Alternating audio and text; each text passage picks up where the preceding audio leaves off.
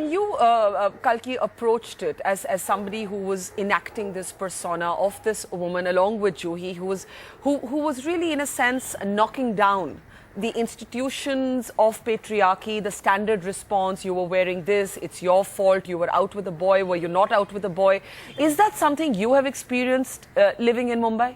It's something I've experienced growing up in India all my life. I mean, from your parents. I mean, you know, your parents protect you as a girl. Where are you going? Why are you going out dressed like that? You know, to your first boyfriend, to every guy on the street who stares you down, you know, who eaves teasing. So yes, it's something that all women, I don't know an exception of any woman from all ages, have experienced in India.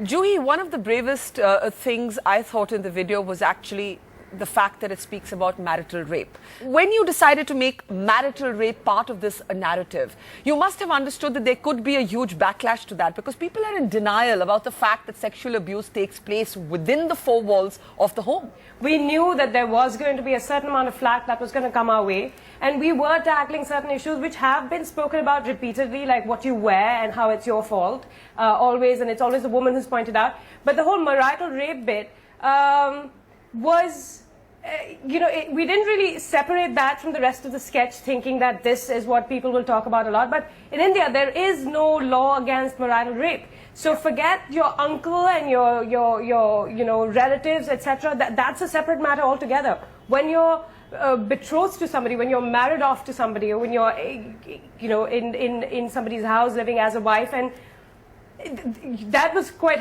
horrific for us to actually execute and then watch later on, because I think at some point we all understood that this is a very grave issue, and what do you do? Supposing you are experiencing something like that, you can't even go to the police.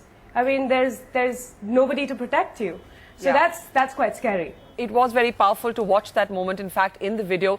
And the video also touches upon some of the crazy things we've heard said about women and men in the last few months, from Asaram Bapu's swipe at suggesting that if you say Bhaiya ji nicely to a man, he'll be nice to you, to Khap Panchayat suggesting that chow mein has something to do with getting sexually abused. What is the craziest thing that people have suggested to both of you? If I can start with you, Kalki, growing up as a woman in India, what is the craziest thing you've ever had to hear about sexual violence? In terms of advice, I mean, I would say there's many things that have been said, but a thing that I repeatedly hear is, you know, because I'm white-skinned, many people say, you know, you need to dress better, you need to dress more Indian than an Indian, because, you know, your skin itself is showing that you are promiscuous. So I've grown up with that extra baggage of like, oh, because you're a white woman, you are, you know, somehow easy, or because, you know, because we have a portrayal of white women stereotyped by, I guess, American TV or whatever it is. So I think that is something I found really infuriating growing up, and something which you obviously want to rebel against. You know, as a teenager, I was like purposefully wearing shorter clothes in order to sort of make my point that, you know, it doesn't make me a less of a person or a immoral person.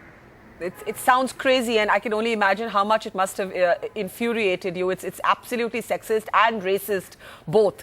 Juhi, let me bring you in. I mean, sometimes we hear crazy things said by people we know. They're said by friends, they're said by colleagues. You know, we want to pretend that this is an outlandish narrative that happens only in the Khap Panchayats of Haryana. But this actually happens among people we know. Take the gang rape of the photojournalist in Mumbai. There were enough people who were whispering, saying, what was that girl doing out at an abandoned mill taking photographs?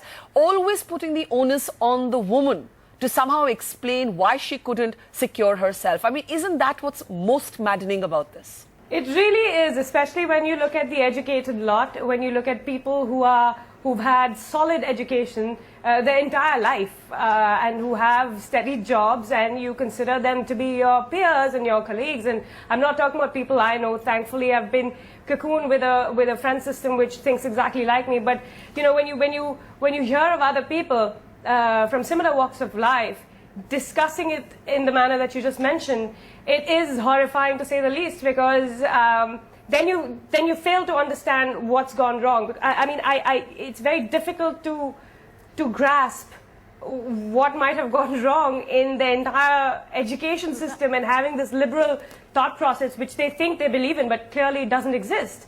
So it's horrifying to say the least, and I'm at a loss of what you say to these people, because there's only that much you can talk to a brick wall, and then try and mold it into how you think,